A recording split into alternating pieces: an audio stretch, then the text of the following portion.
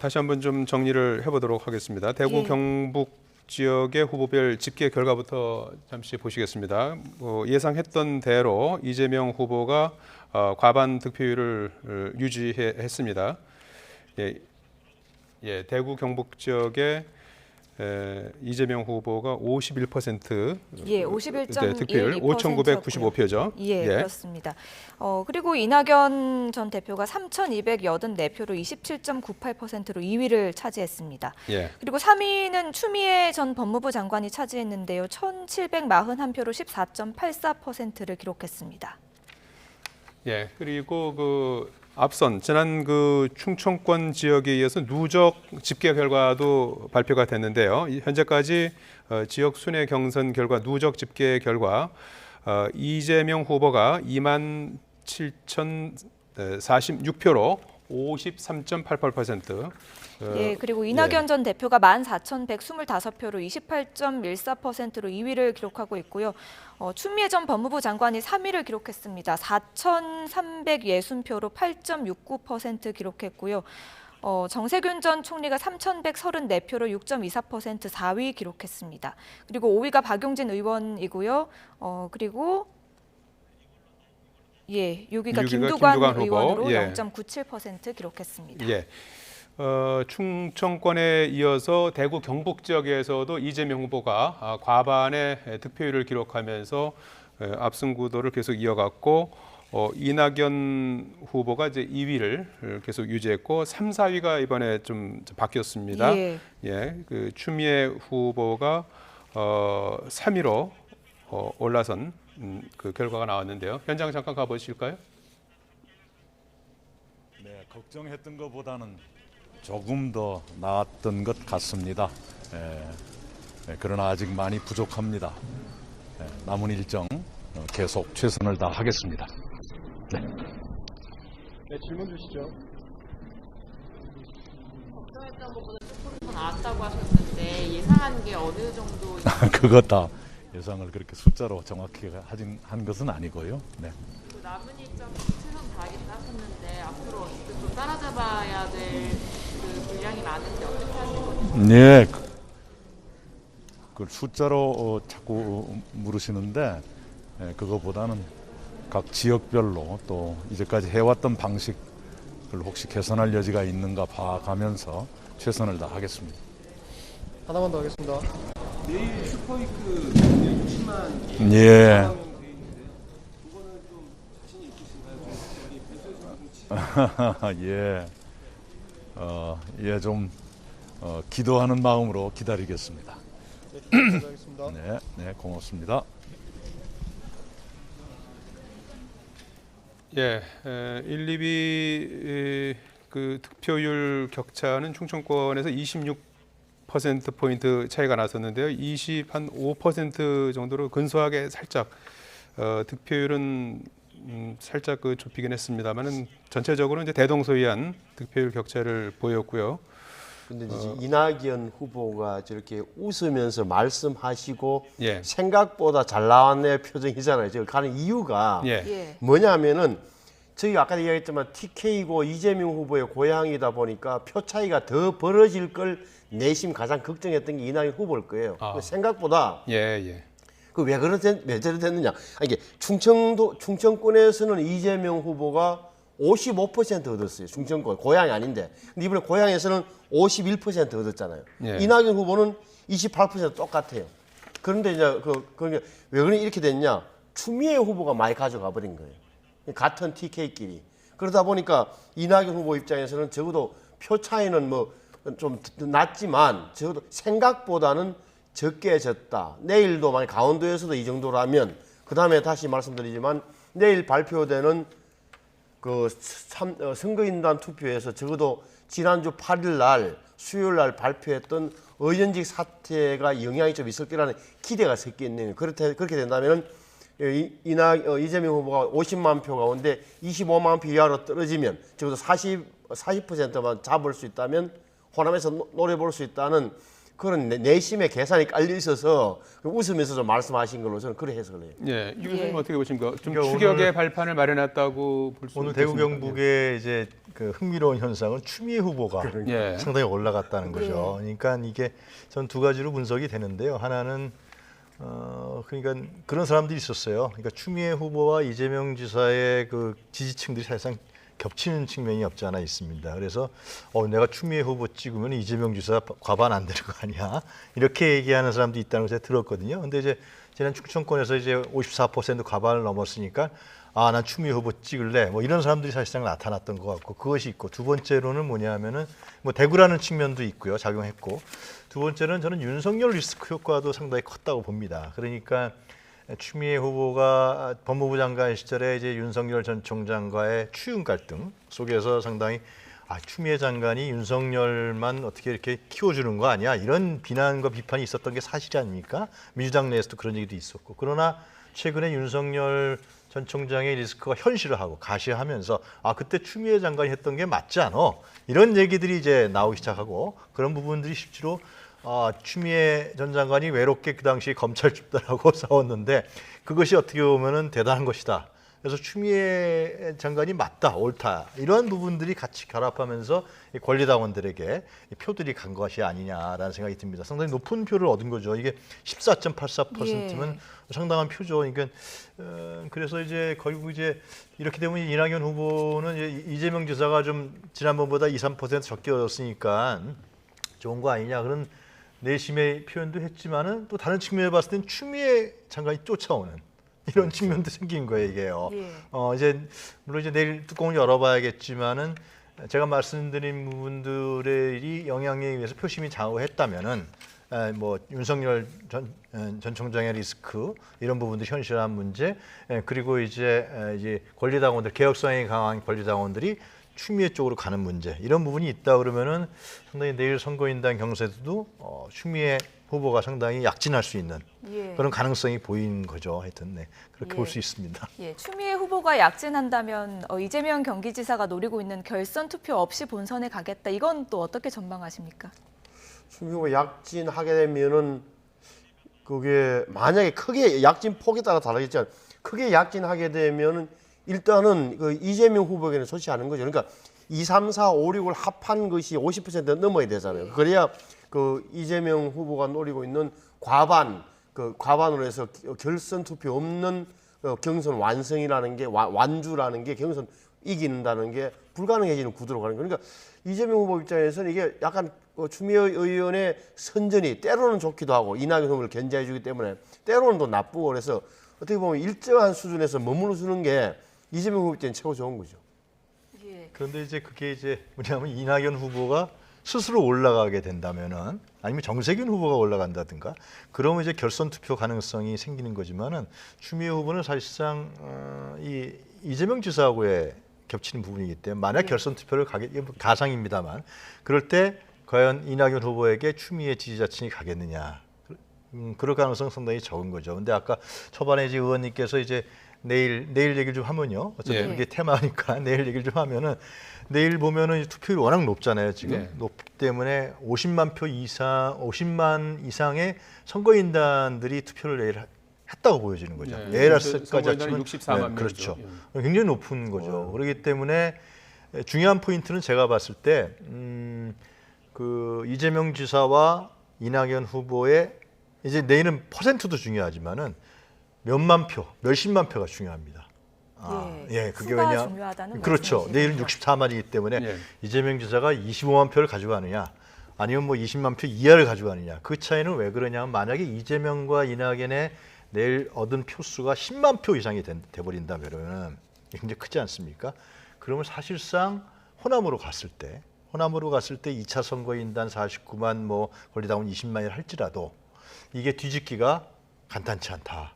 이런 예상을 우리가 수치적으로 할 수 있는 것이죠. 근데 그것이 좁혀진다면은 한 자리 숫자로 간다 그러면은 표 차이가 그러면은 이제 이낙연 후보가 역전할 수 있는 뭔가 좀 그 계기를 만들 수가 있을 텐데 만약에 예상대로 충청권 표심대로 오늘 대구 경북대로 이재명 후보가 50% 이상을 하면서 예를 들면 25만 표, 만약에 이낙연 후보하고 10만 표 이상의 차이를 갖는다.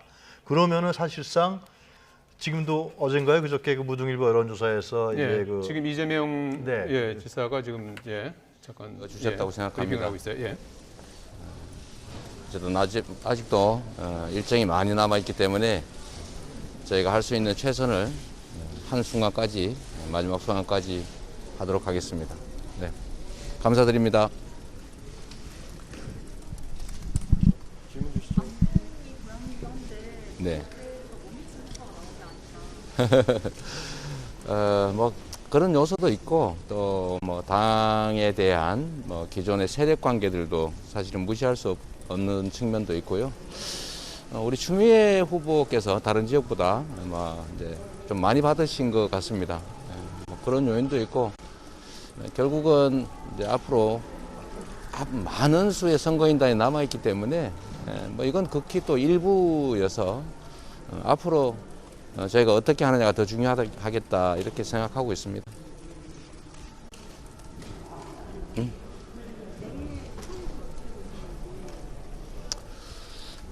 뭐 기대를 가지고 최선을 다하도록 하겠습니다.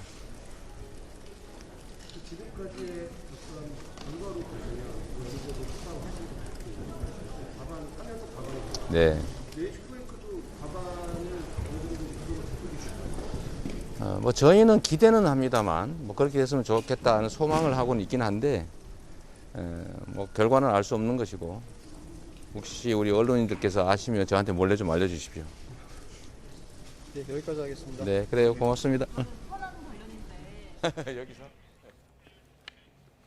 예, 그 앞서도 말씀드렸듯이 이재명 후보 입장에서 지사 입장에서는 그 상당히 그 겸손한 그 얘기를 이제 많이 했던 것 같아요. 그래서 아직까지 이제 뭐 일정이 많이 남아 있기 때문에 많이 마지막까지 남았죠. 최선을 다하겠다 네.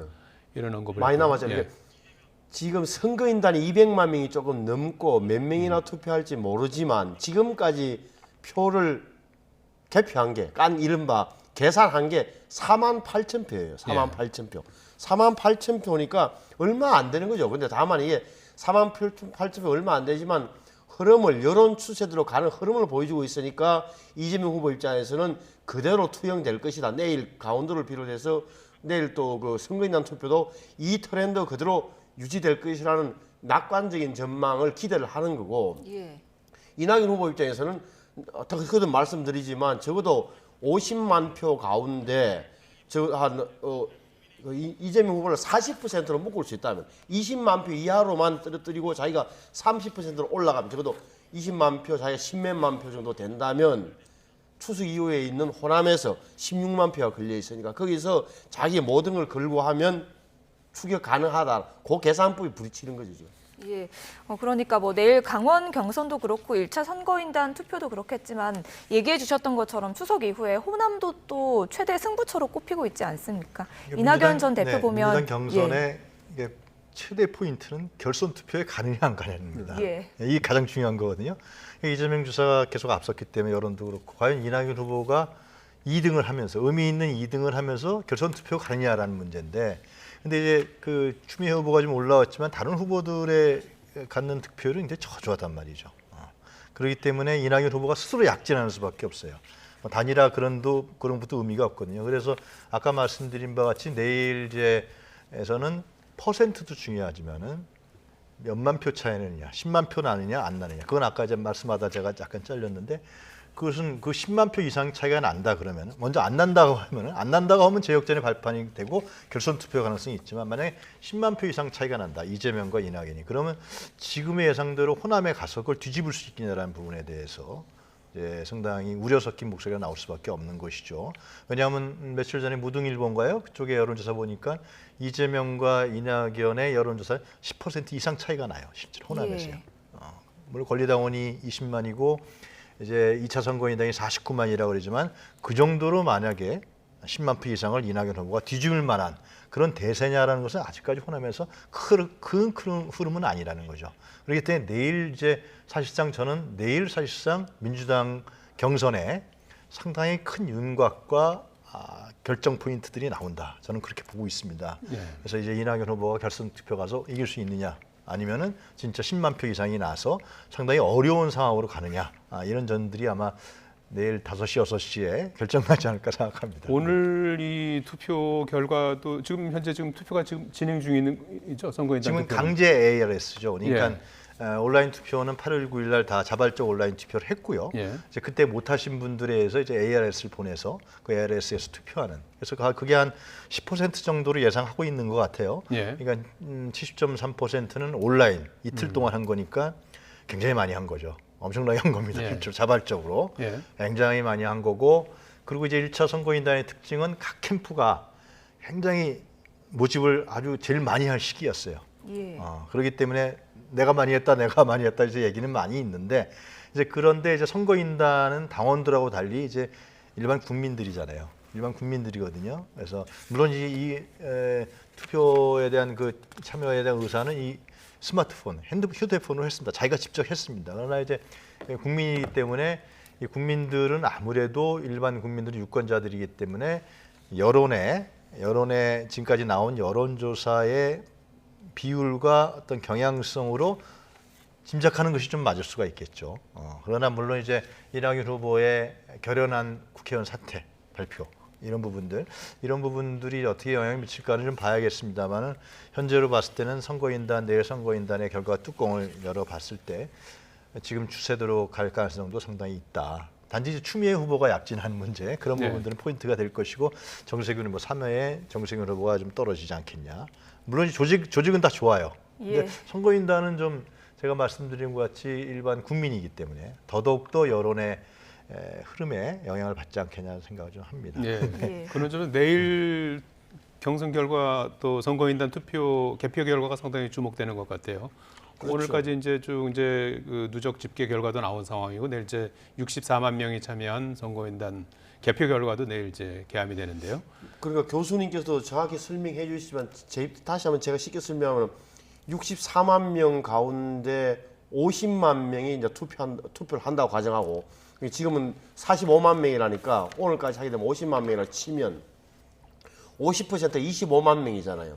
예. 50%. 25만 명을 넘어서게 되면 뭐 이거는 뭐 호남에도 엄청 영향을 주는데, 자, 이재명 후보가 40%를 가지고 40%, 50에 40이 20만 명.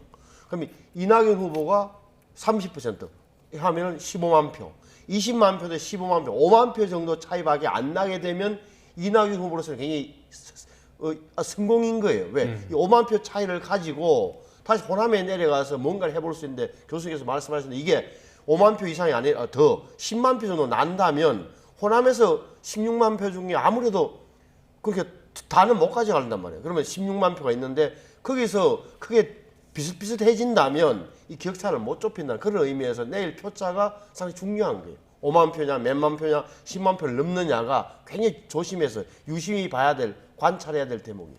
예, 내일 표차가 얼마나 날지 그러니까 선거인단에서 주목되는 상황인데요. 경선 흥행을 위해서라도 좀 다른 후보들의 전략의 수정이 좀 필요하지는 않을까요?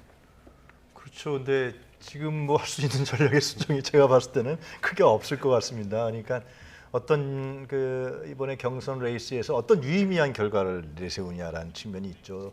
추미애 후보가 그런 측면에 봤을 때 우리가 봐야 될 측면이 중요한 부분이 있죠. 이제 추미애 후보가 과연 어느 정도까지 올라가느냐라는 측면이 있는 것이고, 박용진 후보야 이제 실제로 상당히 젊은 파이팅으로 했기 때문에 예.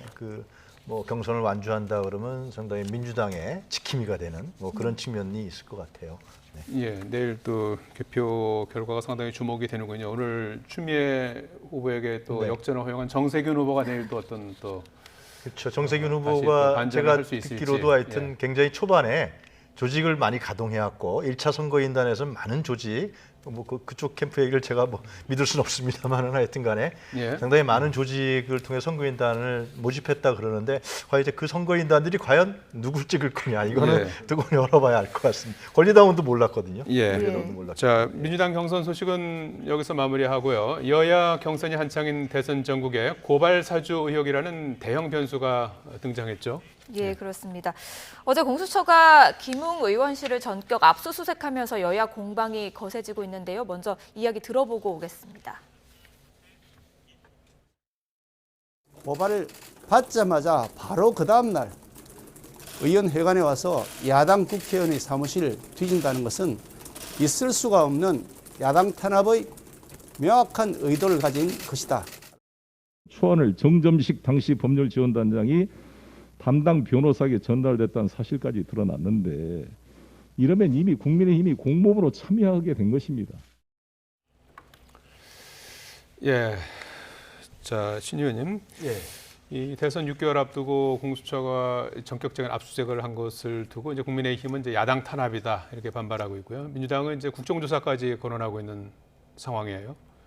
우선 좀 공수처가 시민단체가 고발한 지 딱 사흘 만에 저렇게 그 참고인인 김호 의원 사무실까지 압수수색했잖아요. 그래서 저는 뭐 혐의가 있으면 뭐 조사를 빨리 해야 되는데 굉장히 이례적으로 빠르다. 다 좋아요. 저는 아니 어느 누구라도 이 대목에서는 국민들이 빨리 뭘 밝히기를 원하니까 좋은데 과연 저 뭐 밝힐 수 있겠는가? 저는 이런 생각을 하는 거예요. 공수처의 수사 능력 문제가 오히려 더 크다. 다시 말하면 현직 검사인 송준성 검사, 검사 출신 현역 의원인 참고인 김웅 의원을 양쪽 다 사무실과 집과 차까지 5군데를 압수수색했다니까 여기서 뭔가를 내야 되는 거예요. 그게 국민이 요구하는 거예요. 그러면 밝혀라 이거예요. 근데 제가 볼 때는 그 능력이 될까? 다시 말하면 검사와 검사 출신 의원의 이 수사에서 뭔가를 찾아낼 만한 수사 역량을 갖추고 있을까에 대해서 저는 회의지기 때문에 만약 여기서 공수처가 못 밝혀낸다면 굉장히 윤석열 후보한테도 오히려 날개를 달아주는 꼴이 될 것이고 공수처의 존재 자체가 상당히 의심되는 것 저는 지경으로 갈 수 있다고 봐요. 그래서 결국 저는 중요한 것은 오히려 수사 능력이다. 빠른 시일 안에 공수처가 뭔가를 내놔야 돼요. 그러니까 다시 말하면 어제 윤석열 후보를 입건했다는데 예. 과연 그냥 수사 절차상에 일반적으로 말하는 입건인지 뭔가 있어서 혐의가 입증할 만한 증거를 찾아내서 입건한 것이 이 대목 국민들이 헷갈리잖아요. 그에 대해서 빠른 시일 안에 공수처가 답을 해줘야 돼요. 예, 이 의혹과 관련해서 말씀해 주신 것처럼 윤석열 전 검찰총장이랑 손준성 검사를 공수처가 입건한 상황이거든요. 교수님께서는 어떻게 보셨습니까? 일단 지금 의원님이 지적하셨대로 공수처가 이걸 밝혀내지 못한다 그러면 사실상 공수처의 역풍이 가고 윤석열 전 총장이 훈풍이 갈 가능성이 있는 것이죠. 그러나 이제 지금까지 나온 거를 봤을 때는 이제 그 제보자라는 분이 USB하고 휴대폰을 다 내놨고요. 예. 검찰에 제출했고 그리고 검찰과 공수처가 유기적인 협력 관계가 이루어지는 것 같고요. 그리고 손준성과 김웅 의원의 휴대폰이 지금 이제 압수수색을 통해서 공수처로 들어가지 않았습니까? 그러니까 거기서 나온 부분들 속에서 과연 이제 지금 손준성 검사는 지금 압수수색 들어가니까 휴가를 갔다 그러죠. 예. 휴가를 갔다 그러죠. 전번에 일주일 휴가 갔다. 네, 휴가. 그때부터 참 석연치 않습니다. 자기가 정당하다 그러면 당연히 언론에도 나타나고 검찰의 수사를 받아야 되는 검찰 앞에 정정당당히 서야 되는데 그런 부분도 석연치 않기 때문에 아마 제가 봤을 때 그때 박범계 장관이 조사를 해보니까 유의미한 부분이 있다라고 했을 때 네. 그런 부분들을 검찰 대검과 그리고 공수처가 나름대로 상당히 포획한 거 아니냐. 그러니까 피의자 입건이라는 얘기를 한 것 같아요. 근데 이 대목에서 제일 중요한 건 저는 이제 그런 생각이 듭니다. 그러니까 윤석열 전 총장이 그러니까 손준석이라는 검사한테 지시를 했느냐. 라는 문제, 고발장에 대해서 그 문제도 중요하고 윤석열 전 총장이 이런 부분에서 어느 정도의 연관성이 있냐라는 부분도 상당히 중요하죠. 이건 정치적 파급력과 대선과도 영향을 미치기 때문에 그러나 이런 일이 발생했다라는 문제, 그러니까 이 현직 검사가 고발장을 뭐 확실히 밝혀진 건 아닙니다만은 여태까지 나온 정황이라든가 여러 가지 사건 개요로 봤을 때 현직 검사가 고발장을 작성해서 그것을 야당에게 넘겨줬다는 이 사실 자체, 이런 부분들이 지금 초점이 되는 것이고 그것이 이제 검찰 권력의 사유화 문제라든가 국정 권력의 국가 권력의 사유화 문제가 나타난 거 아닙니까? 저는 하여튼 이 부분이 이제 공수처 수사에서 밝혀질지 하여튼 더 두고 봐야겠지만 이런 사실이 나왔다는 자체만 해도 검찰이 상당한 문제가 있는 집단이 아니냐라는 생각이 듭니다.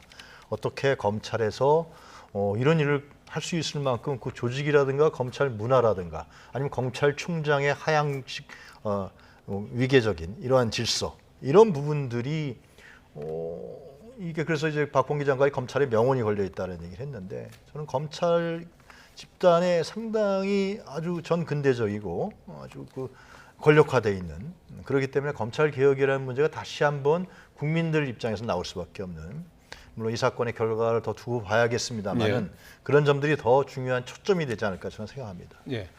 자, 윤 전 총장을 둘러싼 이런저런 논란이 이어지면서 윤 전 총장 지지율이 뭐 주춤하거나 이제 하락하면서 홍준표 의원이 이제 그렇죠. 상승하고 있는 상황이겠습니까?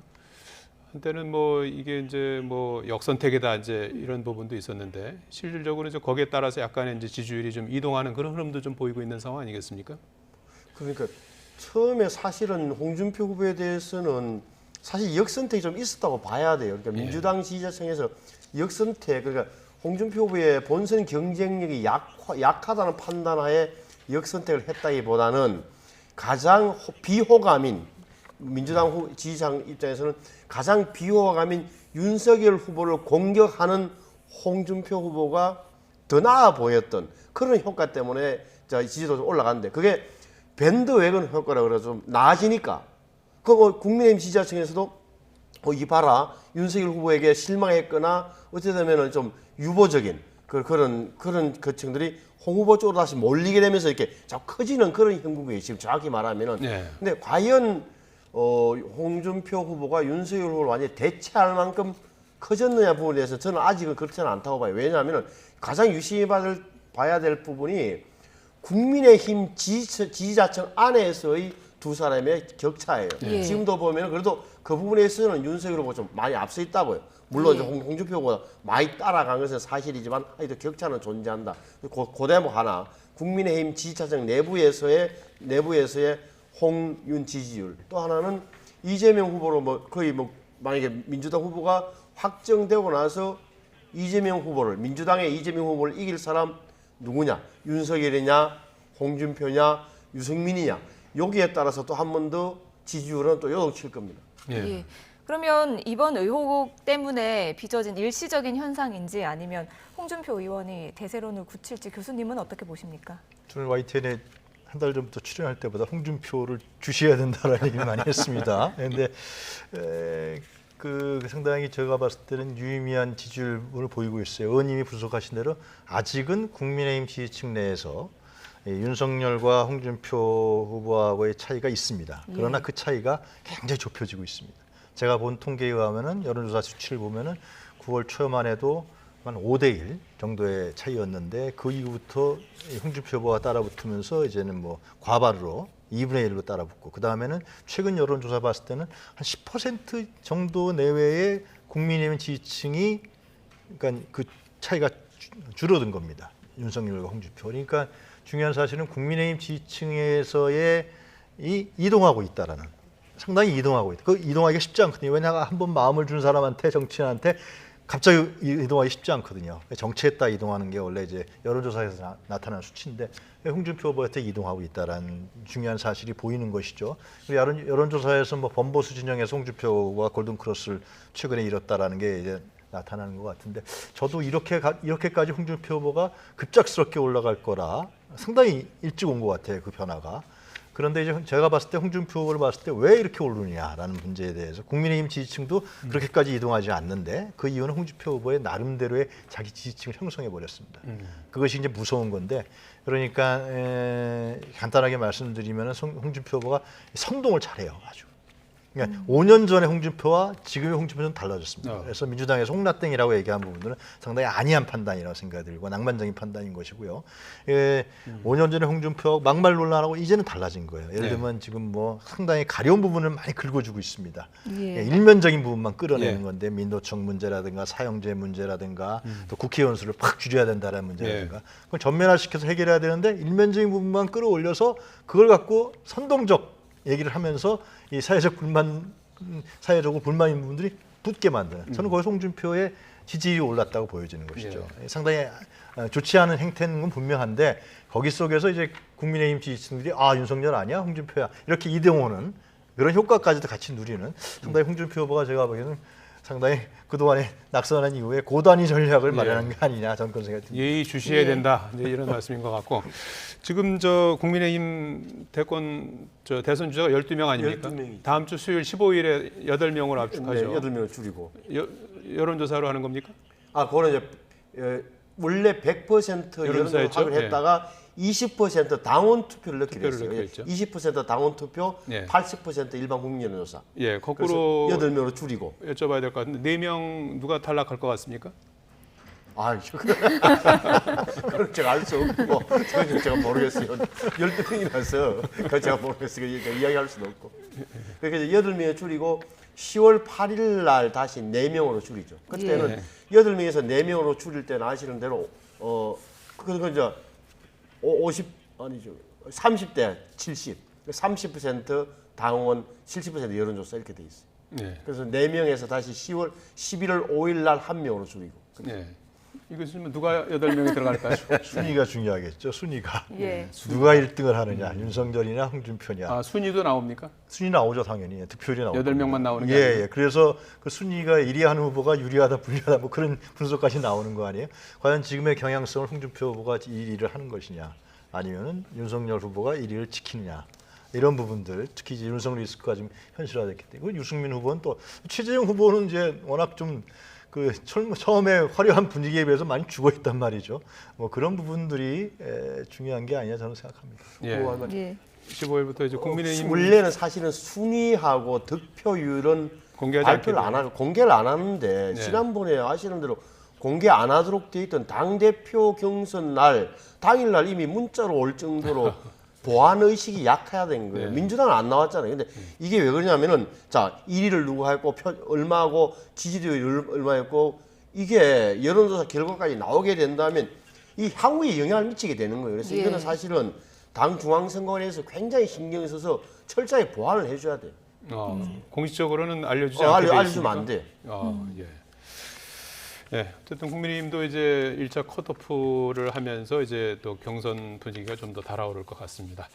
지금까지 유영아 한국외대 조빙교수, 신성범 전 새누리당 의원께서 또 말씀 주셨습니다. 고맙습니다.